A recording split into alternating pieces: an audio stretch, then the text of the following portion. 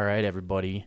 Welcome back to the Blazer Trail Podcast. This is episode 4. This one I will actually be doing solo and kind of by request. I had quite a few people reach out and say, hey, man, we never got your answers for a lot of these questions that you're asking the guys you have on the show. So I'm going to go ahead. This will probably be a shorter episode. And I'm going to go ahead and run through this question bank real quick, pretty quickly, I guess. Maybe tell a story or two here or there and see where we end up. First off, tell us about yourself. It's the first question, right? My name's Mitchell Sweets. All you guys already know that pretty much. I own Blaze Off-Road. I've owned Blaze Off-Road for over a year now. Starting, I think the company was registered in, August of 2020. And then left my full-time job in December of 2020. And then basically I got into tuning in January of 2021. I was already designing and developing products at that point, doing lots of wiring, stuff like that. So I grew up working on vehicles with my uncle's help. I believe I was 12 and 13 when I built my first transmission and motor. It was a Ford C6 and Ep4 were the first ones I did, I believe, and then Ford 302. So I've been around cars my whole life. That was my uncle who owns a shop in Central Florida. And then my other uncle was a crane mechanic who did a lot of stuff for fun as well. My grandpa was an engineer. He had property that we affectionately refer to as the farm. There weren't many animals out there, but he did have a few acre garden that he kind of did as a hobby for fun. So I spent a lot of time out there. He was big into boats, marine stuff. He has a really nice sailboat that he's been working on for a little bit now, and he does a lot of design development stuff as well. He also worked for Johnson & Johnson as an engineer, only a lot longer than I did. And so I come from and my dad is in tech, so he does lots of programming, server management stuff, and more on the software and computer side of stuff. So I kind of come from a family of engineering, mechanics, and computers. So I have a lot of background in that. Through high school, I was on a first robotics team. I believe I was the only kid who ever had any interest in doing the wiring. And so not only did I wire robots for a couple years, and this was a team that competed nationally almost every year, won states multiple times. It was a very, very good and very advanced team. We did an insane amount of machining. So we had a vertical mill, we had a horizontal lathe, engine lathe, and we converted our own three-phase. So I actually made a three-phase generator in high school and still know how to. It is a little bit of a pain when you're using tiny little capacitors to jumpstart a 50 plus horsepower. Actually, I think it might have been an 80 horsepower motor to generate three-phase. You need that third leg of power. So it was a good time. It was fun.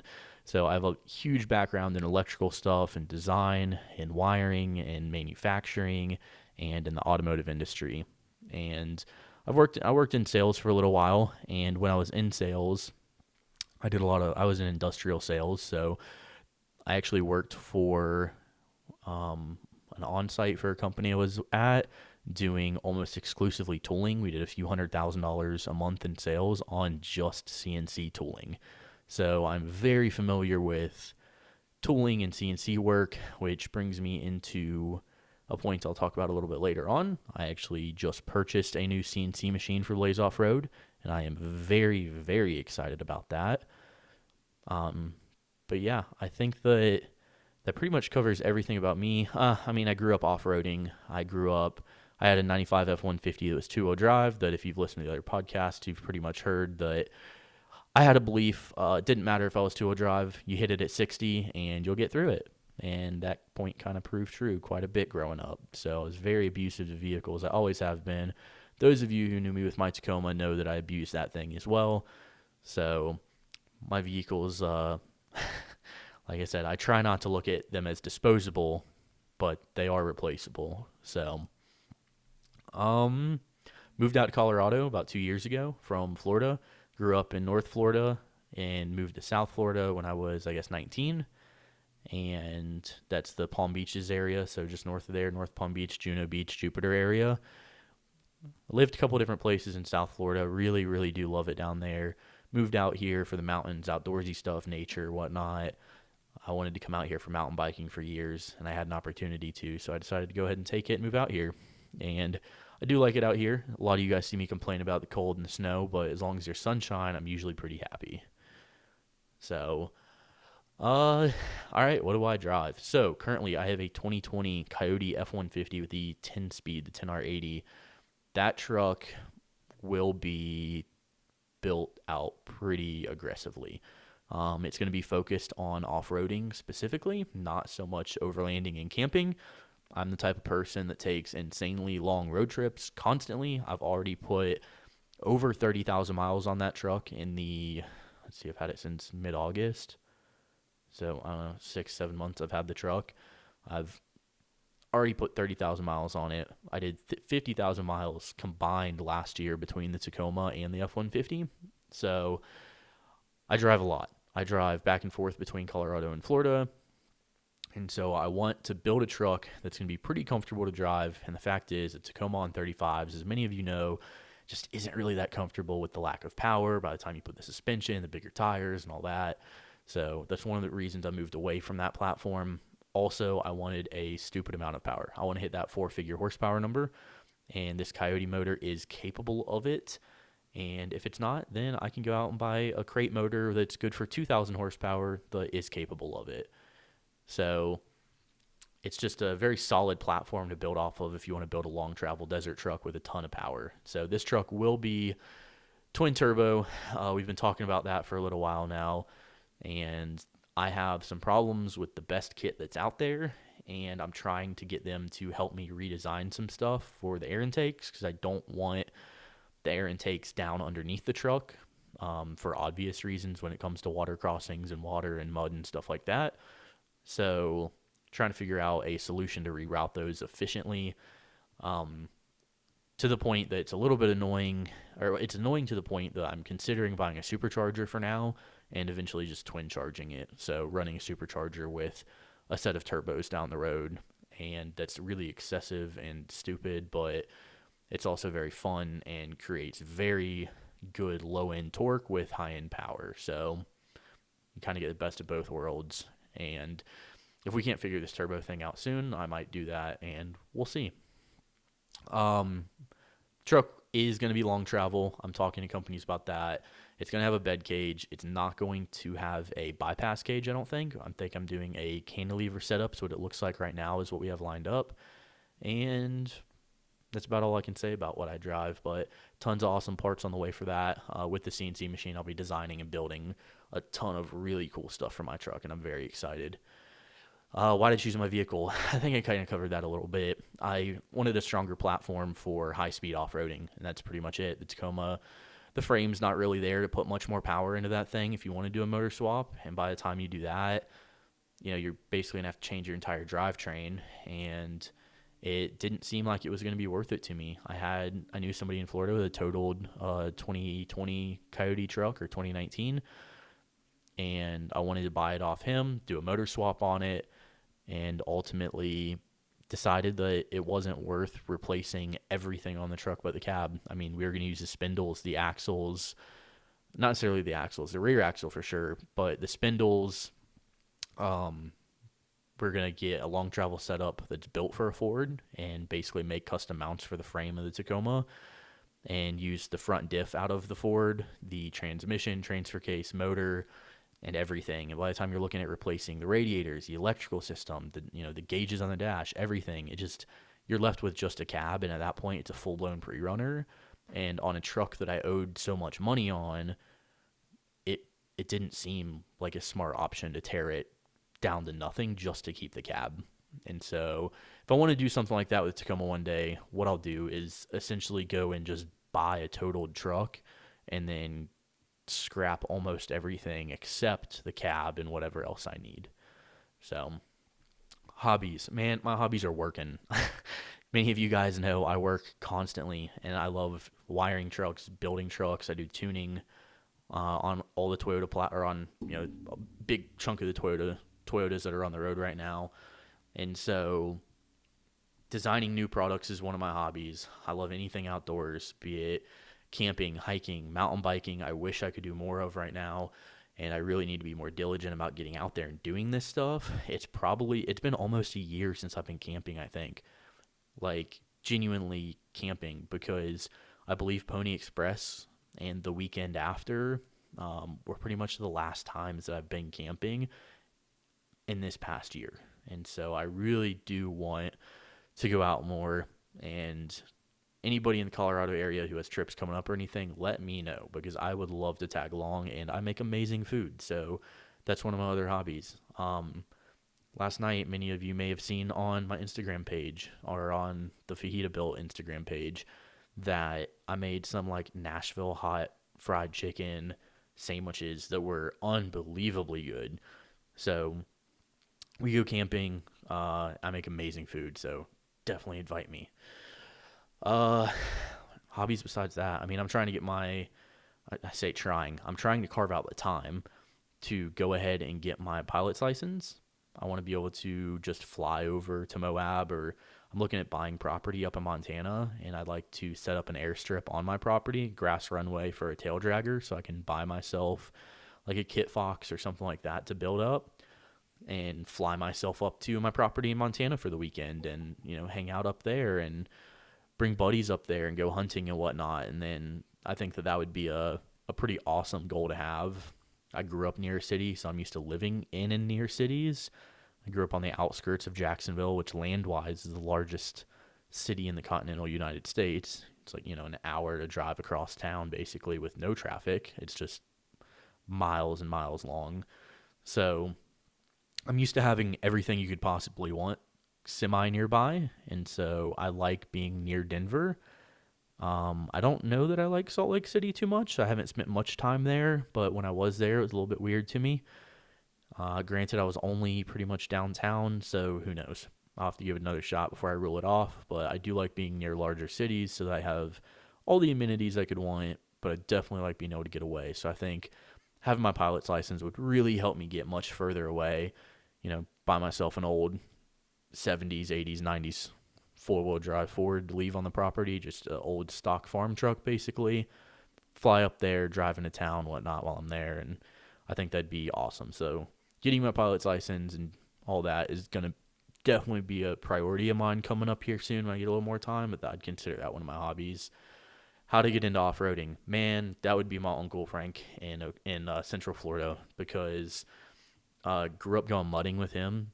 That was so fun. He built these mud trucks up, and much different type of off-roading what people out here are used to. It's very high RPMs, big tires, throwing mud 40, 50, 60 feet in the air, and you let off the throttle, and for the next 10 seconds you have fist-sized chunks of mud landing on your roof and hood. Like it's a real good time, high power, and snatching people out with 4-inch diameter tugboat rope and 6-inch diameter tugboat rope and military rope. So off the destroyers is where they usually get it when that rope is, I don't know the term, decommissioned. I guess that's a term for the boat, but I don't know about the rope when they finally ditch it. So it's a good time though. It's different than what most people out here are used to, but that's kind of why I like the high speed stuff, because it's a lot of throttle and a lot of tire spinning and sliding around and stuff, kind of like mudding is. So I've been off-roading since I was a kid.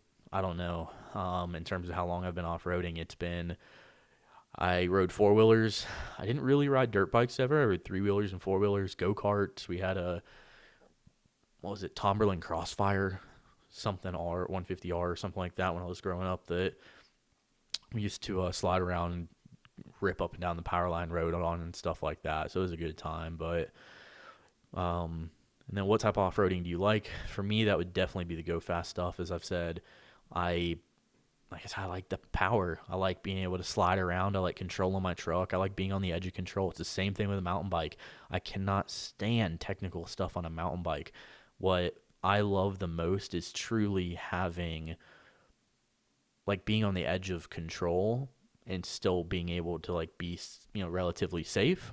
And so just like when I'm mountain biking, I love going, 30, 40, 50 miles an hour downhill and throwing the bike sideways through a berm and, jumping and barely making a jump, as crazy as it sounds. But that's the type of stuff that I like, dropping off 4 and 5 foot ledges and ripping right into a berm immediately after you land. And it's kind of the same for driving. I like going fast, throwing a truck, 90 degrees sideways to a trail going around a corner. And I usually do that in 4 high. So have all 4 tires spinning, throwing rocks, throwing dirt, throwing sand, whatever it is, as I'm sliding around. That's what's fun to me, is those high RPMs, throwing the truck around type off-roading. Not so much the rock crawling and going slow and kind of putting up a hill. I'm not really. It's definitely fun. I love getting the views into the end of the trail, and I like the challenge of it a little bit. But to me, it's a little more boring. I really like that high RPM stuff. Favorite big ticket item I've purchased for my truck. So we're going to do these types of questions in 2 ways. We're going to talk about both the Tacoma and the F-150, the products to come for it that I know I'm getting, or that I anticipate to be my favorite, I guess would be the more fair way of saying it or doing it. For my Tacoma, those Fox 2.5 DSEs were by far my favorite big ticket item. Those things made the ride so much better. It was so much smoother. People asked all the time, like, oh, do you actually adjust them? Is it even worth buying the adjustables? I did. I learned to adjust them so well, and I came from tuning mountain bike suspension, to be fair, but I learned to adjust them so well that I would get out of my truck at the beginning of every trail, air down, and adjust my coilovers and my rear shocks. And then when I was airing back up, I would also adjust my coilovers and my rear shocks for the road. And so if anybody needs to know how to do that, reach out to me. I'll happily walk you through it. It's really super simple. It's unbelievably simple. Like once you have the concept down mentally, the low speed versus high speed compression, think low speed is low shaft movement, high speed is high shaft movement. And so on the road, you don't have many high shaft movements. So you want to open that almost all the way up so that when you hit a big bump, smooths it out, no big deal. On the road, though, that low shaft movement will allow for body roll if you're making turns, changing lanes, stuff like that. If there's like slight weight transfer on the tires or on the wheels, the axles, whatever, from body roll and all that, it will, it's low shaft movement. So lengthwise, there's low shaft movement. And so you want to stiffen that up when you're on the road. But if you go too stiff with that, you'll get vibration really bad from the road because you'll be feeling every little thing coming out of the road. So there's a balance there. And then off-road, you do pretty much the opposite. The high shaft movement, you're going to stiffen up so that you don't bottom out when you're hitting big holes and jumps and stuff. But that low shaft movement, you open all the way up to absorb everything. And everybody has different preferences, but that's pretty much how I ran mine and how I'm going to run it on the F-150 as well. That is going to be one of my favorite big purchase items for the F-150, but I truly think that the turbo kit is going to be my favorite thing about the truck. We have some very cool stuff in store for it. I'll just say that we will have a boost controller that we will be programming different modes into, including anti-lag and launch control and stuff like that. And so there will be some popping going on, and potentially some fire will be seen coming out of the very, very short exhaust that we're going to have out of the butterfly valves, but it'll be very fun, and I'm very excited for it. And I'm going to tune it, so I'm going to have it dyno tuned pretty aggressively and then roll back on it. And so we're not going to run, the 1,000+ horsepower tune constantly, because I do want it to last a little longer. I do want to have that dyno sheet, and I do want to have that tune available to me, but that's more of a personal goals thing than anything. I do want it to last, though. And so with that, it's definitely going to be one of those things that we run a much, much more conservative tune, and I'm not going to be rolling around on two-step constantly at red lights and stuff like that. It's more so for the marketing, the videos, the cool, and the fun of it. So my next truck, what will my next truck be? So this is I obviously just got this truck, but I do think ahead in terms of the business and stuff like that. The next truck will be F450, because I'm going to need something that can tow. This truck will ultimately turn into a full cage pre-runner, to the point that we might be center mounting or doing center link or center mount arms in the front with a fuel cell in the rear.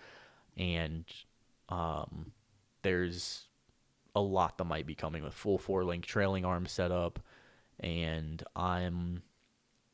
that's going to be a few years down the road, but so the F450 is definitely the next truck that I'm getting, though. I want it to be able to haul this truck and haul other toys and haul stuff for the company, going to trade shows and whatnot like that, because it does look like we will be at Overland Expo this year. I probably want to get into SEMA this year or next year, which obviously you just pay for. There's nothing really special about going. It's just the marketing of it that's awesome, and the networking. All right, so now we're getting into off-road gear. So favorite outdoor, did I say off-road gear? I think I meant outdoor gear. What's your favorite outdoor or off-road product that you've ever bought? I'm going to address all these as outdoor products. In terms of outdoor gear, I think that one of my favorite items, because I love to cook so much, is actually probably the scuttle. Like, I know Chris on one of the previous podcasts said that he never really uses his. He would have never bought it if he didn't win it. But for me, the scuttle is a very, very useful tool for cooking, especially when I'm cooking for a lot of people. And so for me, I think the scuttle is probably my favorite piece of outdoor gear. I've cooked all kinds of amazing stuff on it. I do hash browns and eggs with bacon or sausage. I've cooked pizza on it. I've done, what else do I do on the scuttle? Fajitas, burgers, steaks, like you name it. Oh, loaded steak fries. Oh my goodness. If you've never made fries on the scuttle, like you're missing out. So you cut some New York strip into about the same size as a normal steak fry. So you're going to start frying your steak fries first. You cut the New York strip up into these little strips, 1 inch by 2 inch or whatever. And then, a 1/4 inch thick or 3/8 of an inch thick or whatever you want. And then, so you get your steak fries nice and crispy, right? Move them out of the side, throw that New York strip in the middle, all seasoned up. You got your oil going on in there and stuff, your butter, whatever it is. And then season up all the fries and everything. Start mixing it up so your steak's mixed in with your fries once it's cooked. Throw some cheese on top. You could also do onions and peppers and whatever else. You can cook those a little bit before you go throwing that cheese on there, but it's amazing. I love my scuttle and I love cooking with it, and other people usually love me having it because I make some amazing food with it. I like to think, at least.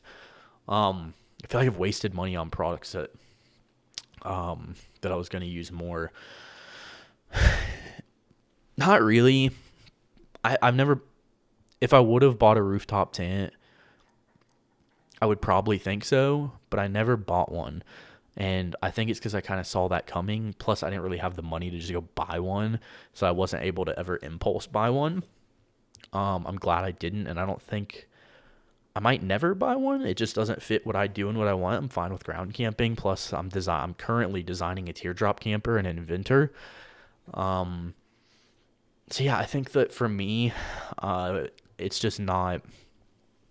Now, granted, that doesn't answer the question because I haven't bought one, but I don't really feel like I've wasted money on too much stuff. Definitely not a big chunk of change. I've spent a lot of money on tools and recovery gear, but I would never, ever regret that because I've used it all and I know the position I could be in if I didn't have it. What have I wasted money on? Those Maxxis razors really weren't as good as I thought, man. I thought I was going to love those tires, and I just didn't. They didn't live up to what I expected out of them. I love the mountain bike tires. I'm literally looking at Maxxis tires on my mountain bike hanging on the wall in my apartment right now.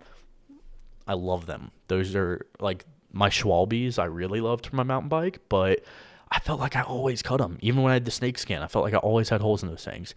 These Maxxis tires have been awesome. But the truck tires, not so much a fan of. Product I couldn't live without. Oof.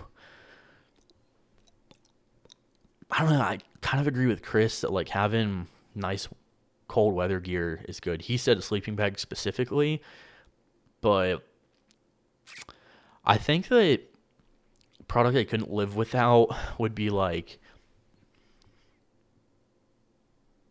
a solid puff jacket. I know that sounds weird, but being from Florida, I didn't grow up with them. And so I have 2 or 3. I have an Eddie Bauer. It's okay. It's pretty good. It's more of like a nicer one. That's like what I would wear like going out to dinner or something like that. Like I'd throw that thing on. Or like a more formal thing or whatever. But I think that my Alaskan hard gear, that's that camo one that I wear a lot, that thing is awesome. It's super rugged. It's been super tough. I haven't ripped it at all yet. Granted, now I'm probably going to, unfortunately. I bought it last year, and that thing was super solid, working on trucks and all that. I love that. I love everything from Alaskan Hard Gear. That has got to be my favorite outdoor brand, which is one of the next questions. I don't see it. Where's that? Yeah, it's down there. So I'll go ahead and say that. My favorite outdoor brand is definitely Alaskan Hard Gear. I have a lot of their shirts. I have some of their pants. I have long sleeve shirts. I have all their thermals are amazing. Actually, all the thermals from Duluth Trading are amazing. And then I have like a couple of their jackets, and then I have the puff jacket. Alaskan Hard Gear, my favorite outdoor gear brand. Next big purchase for me. You know, I don't know that I have one coming up for outdoor gear, just because I have a lot of gear, and none of it's like super high-end crazy stuff. My sleeping bag's from Amazon, and it's done me well so far. It's a 0 degree bag. I think it was like $60 or something like that. My sleeping pads are huge, but they're from Amazon. You know what? I think my next big purchase for outdoor gear is going to be hunting-specific stuff. I do need a new set of hiking boots. These Duluth ones I got are way too tight on me for some reason, and they're half size too big, so I really don't know. Snowboarding and hunting gear is my next thing. I need a nice pack for hunting, and then I need boots, bindings, and board for snowboarding. And if anybody has one for sale, I forgot what size I'm supposed to have for board. I don't know. I'm 6 foot and like in my 220s right now, and getting down to 200. I've lost 30 pounds in the past like 2 months. So, yeah, low 200s, 6 foot tall. I think it's like a 160 something, 150 something. It's a centimeter. I don't know. Whatever. If you know it's snowboard and you know what board I need and you have one for sale, hit me up, because I'd like to buy a snowboard. And I'll probably just buy boots new. AJ told me to buy boots new. So, yeah, so I think snowboarding gear and hunting gear, that's my next big purchases. I already have my gun. I already have a lot of that stuff. I just need a nice pack. Best thing I bought for under $100. Good knife. No, my Gerber was just over 100. I have a fixed blade Gerber that I'm in love with, but it's like 125 or 140 or something like that. It's on my Molly panels. You can see it on the Blaze Built, or on the Blaze Off-Road page and the Fajita Built page. It's like it's on the Molly panels on the F-150. If you scroll way back, it's on the Molly panel on the driver's side door for the Tacoma as well. But that one's over 100, so that doesn't fit the bill. Under 100, I think I have a couple really good backpacks under 100, actually. I love my Pelican backpacks. I'm actually obsessed with them. I have a couple duffel bags from Pelican and a couple backpacks. I'm looking around my apartment as if I have that much gear laying around here that it's not. It's actually all tucked away. I'd say under 25 is definitely a headlamp, though. That Streamlight Bandit Pro, I think, is like $24.95, so it's just under there. But that's definitely my favorite product, under $25.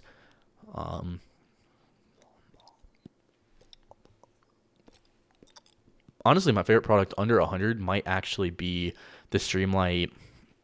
What is it? It's one of their lanterns, the Siege X, which uses their little batteries. All the X series lights from Streamlight use that little battery, the same battery. So, all right, moving on. How did I get into camping and outdoor stuff? Man, we went camping growing up, but I really didn't enjoy it. The trip was fun, but it was always stressful loading up and packing, because my mom was trying to do everything. Like, my dad's trying to pack the truck and do all that. My mom's trying to cook and prepare food and pack all that. Like, and me and my sister are getting our stuff together, and we're always late, and so everybody's just stressed out trying to load the car, and it was ridiculous. So, we always had chicken salad on like the first day, which I didn't care for. It was like, now when I have it, it's amazing. But the only thing that was in it before that I actually liked were the grapes. My mom liked sliced grapes. You're from the South, you know about it. They're like sliced grapes in it. There were nuts in it. I hated celery at the time growing up. Celery was just the most disgusting thing. I still don't eat it. If we get wings somewhere, guys, and they give me celery, y'all can have it. I don't care. I don't like celery at all. I'll have the carrots all day, but that celery, no. There's a lot of celery in that chicken salad growing up. So camping for me growing up was cool and it was fun, but it wasn't like it was for Chris, where he was going to these crazy national parks and whatnot. We were in Florida. We were going to state parks. They were cool. It was lakes and beach stuff and sand and nature walks that we called hiking.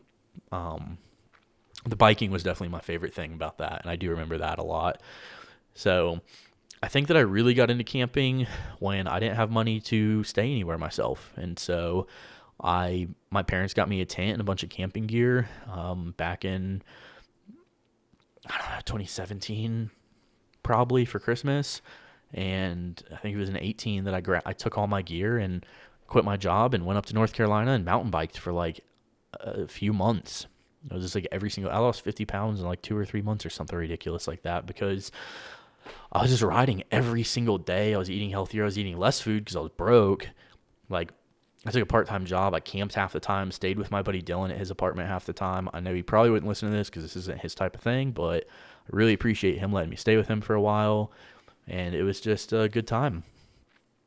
So I think that's when I really, really started getting into camping, was when I was going by myself, just out of necessity. Man, favorite trip growing up. I don't remember exactly where we went. Oh, there's a couple actually. One of my favorite memories from a trip was we were driving along into some state park, Goldhead State Park, I think, in Florida. We stopped because we saw like a couple snakes on the road. So we saw rattlesnakes on the road or something crossing the road. I think we saw like a baby gator. And then we saw a deer, which was cool. That's normal though. It's like, oh, wow, more animals. And then we saw a bobcat, and then we saw a bear, all like in this couple mile entrance to the park. And so I just remember that growing up, and it was awesome. And then we went up to North Carolina a lot. We still do pretty much every year. The past couple of years when I've gone, like last year when I drove back, one of the times was driving to North Carolina for that vacation and then down to Florida afterwards this past summer. And so I remember going up there. Oh, Nantahala Outdoor Center, NOC. That's got to be one of my favorite memories growing up. We went rafting. I think we rented bikes and went biking at a different place or something. We went hiking. Like, it was just such a good time. Oh, we went and jumped off these massive rocks into the water. That was an awesome trip. We did a couple winter trips up there as well, but I didn't really like the cold, and there's no snow or there's no sunshine in the winter in the Carolinas, so that's why I have to live in Colorado mountains, because there's sunshine. We already talked about that. My dream trip. This one's easy for me, actually. Kind of. There's two things here as well. I want to hit every single national park in the U.S. within the matter of like a year. Like, I want to take a lot of time off and just round them up. Camp full time, live. I'll probably do it in 2 parts. I'll probably do like East Coast and Northeast first. So I'll do that in like, I'll probably start in, and see, it's hard. The timing is so hard based on when winter is. So I don't know exactly logistics. We'll figure that out later, guys. I don't need to walk through all that, but I'll do East Coast or whatever first, and then I'll come out west and I'll hit every one on the way out here. I want to do Alaska and I want to do Hawaii. I briefly talked about that with Chris. Throw the truck on a boat. I can ferry up to Alaska with the truck. Don't know if I can ferry out to Hawaii with it, but I think it'd be pretty awesome to basically tow a teardrop with me and just camp full time and have buddies or people meet me along the way and do different stuff with different people and hang out. And I think it'd be a great time. The other like single trip for me that would be a dream would be the entire Panamerican Highway. So I want to run Dalton Highway up to the Arctic Circle, all the way up to the ocean, the Arctic Ocean up there. And then I want to shoot all the way down to the very southernmost tip of all those islands down in Chile. I think that would be awesome. And I know people have done it. I know it's hard to do. I know it's risky to do and dangerous and blah, blah, blah. But that's what I want to do. And I know Mateo from Tacoma Beast, that's been one of his major life goals for a while. He's an awesome dude. We're working with him on some projects coming up. And with Tacoma Beast, congrats on 10 years, Mateo, and the entire team over at Tacoma Beast. It's awesome. And I think that it will just be a blast to do a trip like that. So maybe I'll be joining those guys one day on a trip like that. Maybe not. That runs through about everything for a question. So I'll go ahead and hop into a little bit of shop talk real quick for Blaze Off-Road specifically. We have a CNC machine on the way. It is a small footprint machine. It is a Stepcraft branded machine. It's kind of one of their middle of the road ones. I managed to secure financing on it, and it's about a truck payment every month. Actually, my truck payment, it's identical within a couple dollars, ironically enough. And so I'm really nervous about it. It is a big jump. It's just me being super honest with you guys. There's lots of products that I have in mind that I want to make, lots of cool stuff I want to do, lots of products I want to manufacture. I'm going to be able to do a ton of custom stuff. I can throw other people's logos or custom stuff on anything, molly panels, bottle openers, like all kinds of crazy stuff that I want to do. All my electrical brackets. I intend on buying a CNC press brake machine as well, or a CNC, I guess it'd be a press brake this summer when I move into a house and out of this apartment. It's awesome. I'm super stoked for this machine. It's going to be amazing. It's going to be so much fun making all my own products. I'm already practicing. I have really good cam software already. I have my CAD software, which is top of the lines, Autodesk Inventor. Been using it for a few years now. Super powerful software. The computer is here, and then the machine is going to be here in a couple months. So with all of my tools combined, I am the weakest link. So I'm going to be studying and learning and preparing for the machine to show up so I can jump right into running the machine. So any custom ideas, anything anybody wants that I don't make right now, I will be able to make, at least most likely. And so we have some billet parts coming out specific to electrical systems that I'm not going to talk about yet. We have lots of electrical brackets that are going to be coming out. And also, if anybody knows a reliable bender or a reliable shop that has a CNC bender in the Denver area, please let me know, because I'm looking for a quality shop to do quality work. I want to put out the highest end products possible like I have been, and I want to continue that trend. I do not want something like my manufacturing to go down because I bring it in-house. It's not going to happen. So I'll be trying out some different shops in town. If anybody knows one with a very good CNC brake, please let me know. Outside of that, we're working with Navigo Coffee now. As you guys know, they're a sponsor of this podcast. Really appreciate those guys. It has been awesome working with them. Got some amazing feedback from some of their coffee that we sold already.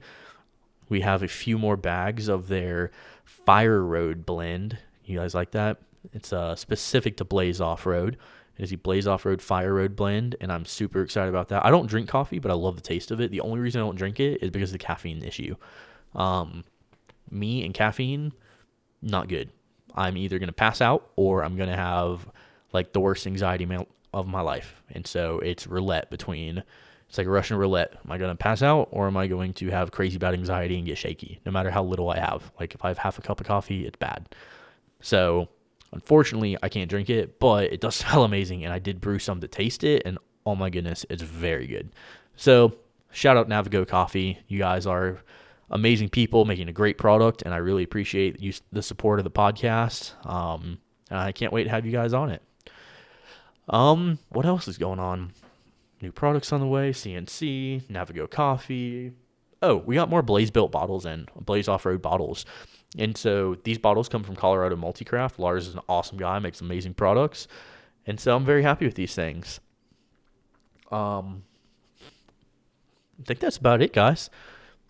I think that's about it. We are a dealer for Dometic now through one of our distributors, one of our wholesalers we purchase from. So that's pretty awesome. And if you guys ever need anything from Dometic, let me know. So we got Dometic, Baja Designs. We are also the truck build is now sponsored by Diodynamics. I'm super excited to try those things out. You guys know how much I love Baja, but I love good products. And so I told them to, I'll be brutally honest with everybody about how these products are. So it's a little bit of a risk to give them to me because I'm going to beat the snot out of them, and then I'm going to be stupid honest about how they hold up. So they're not worried about it at all, it seems like. So that's pretty good. And I guess that's all for shop news and shop talk, guys. So thanks for tuning in to episode 4. This is a short episode. Looks like we're about 40-something minutes, probably be 45 with all the intro, outro, commercial, all that stuff. So appreciate you guys tuning in. Let me know if you guys ever have any questions. We just ran through the entire question bank. If you want me to ask people more questions, keep in mind, we got Pupper Runner coming on. We got Brian from Lil B's Fabrication coming on. We have a lot of people coming on the podcast coming up. And so if you guys want specific questions or specific people on the podcast, definitely shoot me a message and let me know, and I will get those questions answered for you guys. Thanks for tuning in, and happy trails.